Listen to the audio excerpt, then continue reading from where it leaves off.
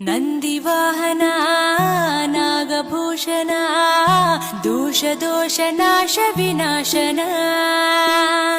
ಸೃಷ್ಟಿಕಾರಣ ನಷ್ಟಹಾರಣ